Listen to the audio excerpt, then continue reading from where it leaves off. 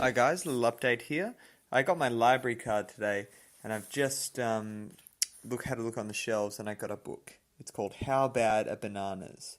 The Carbon Footprint of Everything. This is the book for me. I've just started reading it. I've spent about 20 minutes, half an hour on it. Super interesting. It just gives you the environmental impact within a certain range of everything we do, of lots of daily things. Over 100 things are used. How Bad Are Bananas by Mike Berners-Lee. I'll give you a little example. This one's in the smaller range. Cycling a mile. And a mile is defined as 50 calories. Okay. 65 grams of CO2 emissions. It's not just CO2. That's the whole carbon footprint they use. So 65 grams of carbon footprint. 90 that's powered by bananas. 90 grams of carbon footprint powered by cereals with milk. They don't say which milk, although they do say it's let down by the milk. 200 grams of carbon footprint powered by bacon. 260 by cheeseburgers. And 2,800 by air-freighted asparagus. If your cycling calories come from cheeseburgers, the emissions per mile are about the same as 2 people driving an efficient car. Okay? Calories from cheeseburgers are very inefficient.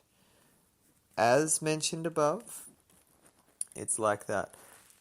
But on the high end of the scale, however, is getting your cycling energy by piling up your plate with asparagus that's been flown by air from the other side of the world at 2.8 kilograms of footprint per mile. This is like driving a car that does 6 miles to the gallon, a shade over a mile per litre. You'd be better off in a Hummer. So, in the lower carbon scenarios, the food only accounts for a small part of your impact, and the maintenance of bike and sundry equipment dominates. Is cycling carbon-friendly thing to do? Of course it is. Powered by biscuits, bananas, or breakfast cereal, the bike is nearly 10 times more efficient than the most efficient of petrol cars. Cycling also has other benefits. So there's a little snippet of the book, and it's fabulous. I'll read out another one and a couple more. I hope this isn't illegal to do. A leg of lamb, 38 kilograms of carbon footprint, a 2 kilogram joint at the checkout. For the same carbon footprint, you could have a bowl of porridge made with half milk, half water. Let's cut out the milk, make it even bigger. Every day for 4 months. Lamb comes in with a carbon footprint of about 17 kilograms for each kilo produced at the slaughterhouse. Transport, processing, refrigeration, and a little bit of packaging each add a little bit, so that by the time the meat reaches the checkout, the footprint has increased by about 10%. You will add a similar amount again by the time you have picked it up from the shop, put it in the fridge, and cooked it, taking the overall carbon impact to more than 20 per kilo. The issues surrounding sheep are very similar to those relating to cows. Like cows, sheep ruminate, releasing large quantities of methane, and just as with beef farming, the exact impact of different types of sheep farming is complex and only partly understood. Hill farmers can claim that they are putting otherwise unproductive land to use. Some also claim that putting sheep on the hills helps the soil to absorb carbon from the air. Fucking hell. Counter arrangements are that hill farm sheep are inefficient. They spend too much energy wandering around eating low energy food and keeping warm, and that therefore they burp out more methane per joint of meat than their lowland counterparts. It seems probable that, from a broad sustainability point of view, hills are the best place to have sheep. Cut the sheep out entirely. But ultimately, only one thing is clear. A low-carbon world is going to involve less lamb. The typical footprint of this meat is even higher than that of beef. I didn't know that. The low-carbon choice is to think of lamb as a treat and to eat less of it. Motherfuckers. A pint of milk. 723 carbon dioxide footprint. So if you get through 2 pints a day in your household, that's 527 kilograms per year of the carbon footprint. As much as a return flight from London to Madrid. Milk is a high carbon stuff for exactly the same reasons that beef is. Cows, like most animals, waste a lot of energy in the food they eat in the process of simply keeping warm and walking around rather than creating meat and milk. In addition, cows ruminate, chew the cud, which means they burp up methane, roughly doubling the footprint of the food they produce. As figure 4.7 shows, around 85%, oh, you're not going to see that, are you? 85% of the milk's footprint takes place on the farm, but transport and the rest all plays a part. Because milk is heavy, keeping it local seems like a good idea. My instinct is that milkmen probably cut carbon footprints by keeping the weight of our shopping bags down, and therefore making it much easier to walk to the shops for everything else. In addition, reusable glass bottles almost certainly beat plastic disposables, even if you recycle the latter every time. They also mentioned something about plastic bags in an earlier one, probably being better than most paper bags. Wherever you get your milk, however, it remains like all food from cattle, a high carbon way to get your calories. There is probably quite a lot that could be done to reduce its carbon costs, but it's a hugely complicated area to research. I'm not going to keep reading. You get the idea. It's just milk is a no-no. It's actually a really long one, this one. So methane, 41% from the cow. There's a big pie chart here. 20% from carbon dioxide. This is the footprints of everything. Nitrous oxide is also a big gas causing climate change gas, and that's 22%. 4% from a plastic bottle, 8% from the refrigeration process, and 1% from the transport. People are like, fucking transport, blah, blah, blah.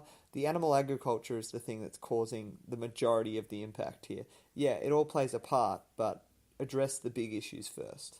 Okay? When people aren't talking about climate change, when people aren't talking about animal agriculture at climate change things, climate change summits around the world, it's a joke.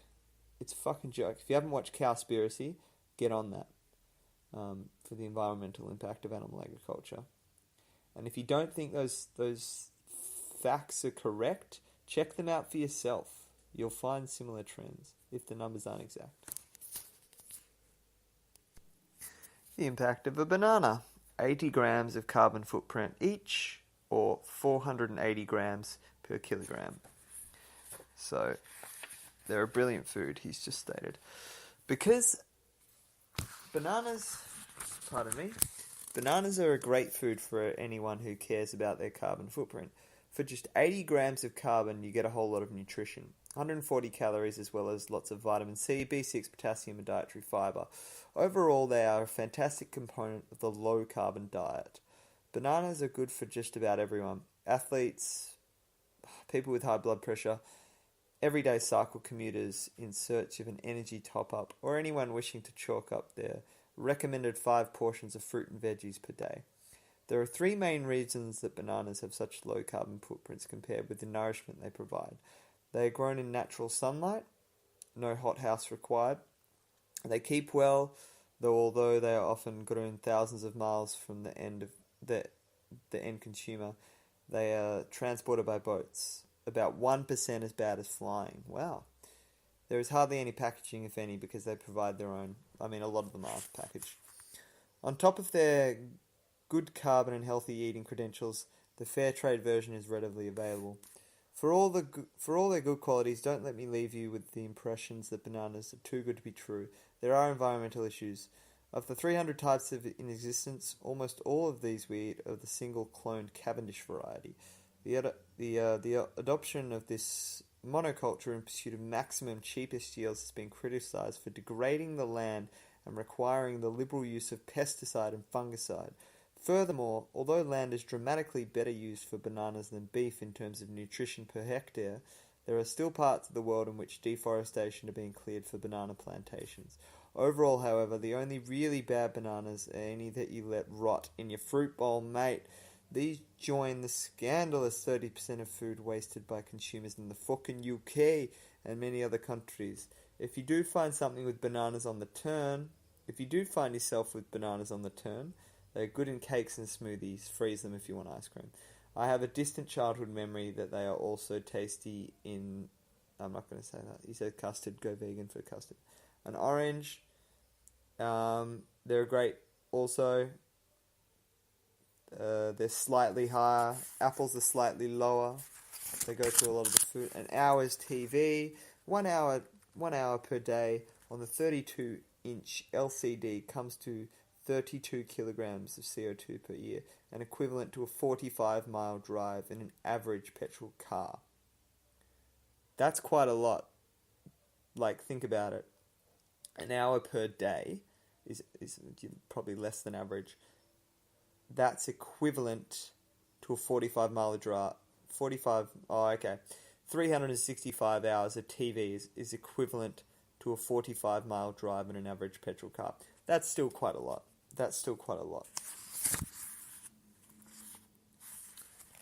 What about standby? 3 watts in standby mode.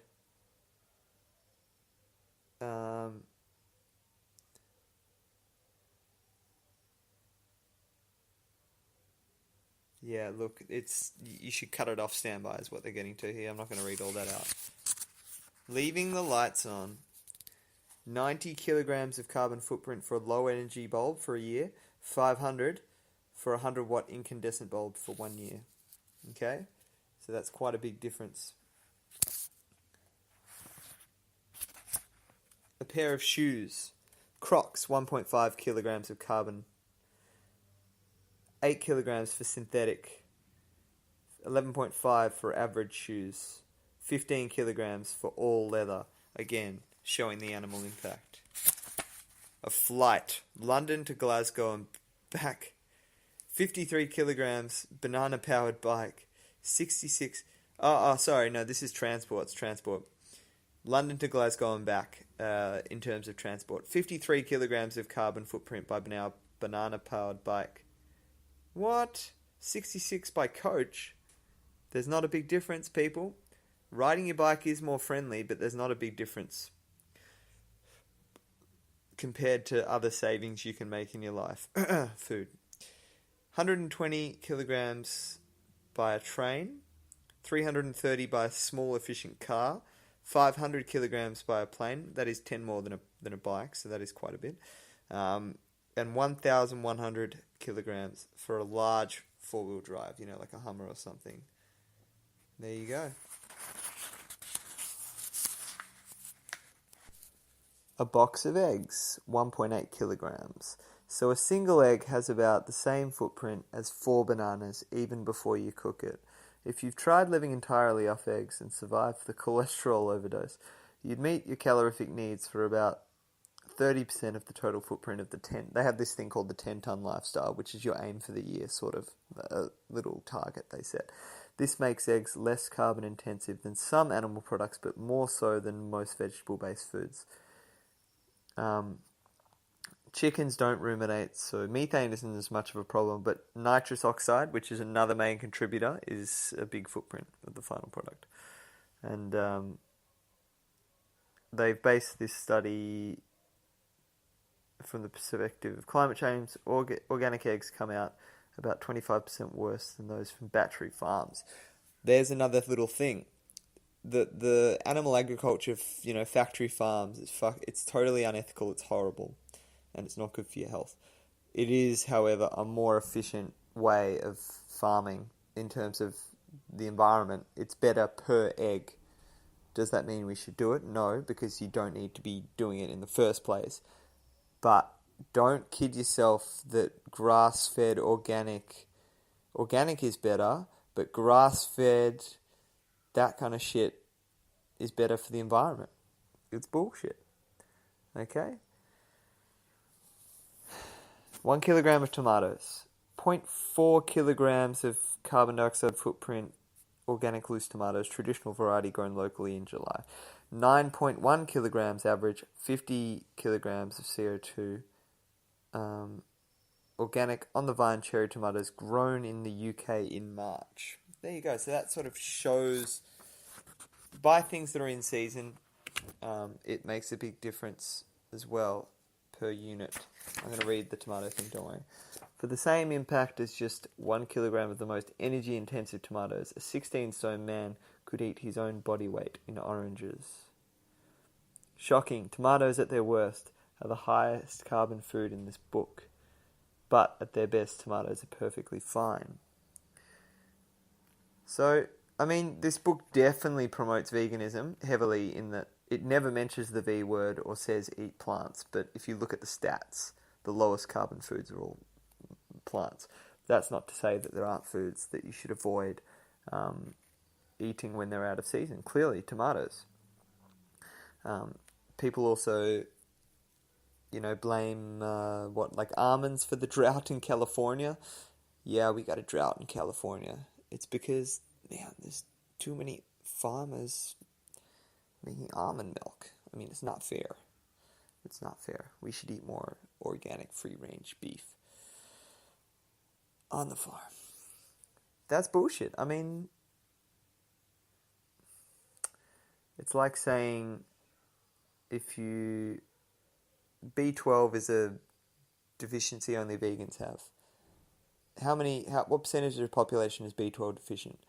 It's higher than the amount of vegans there are.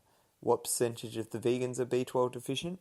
It's less than the average population, because vegans usually do research and realize that most people are B12 deficient, therefore I should be supplementing. Alright. That's all I'm going to read for now. So if you enjoyed this, I can read more because there's plenty more to read out. Let me know what you think. Thanks for listening, and I'll catch you next time on the Powerplant podcast.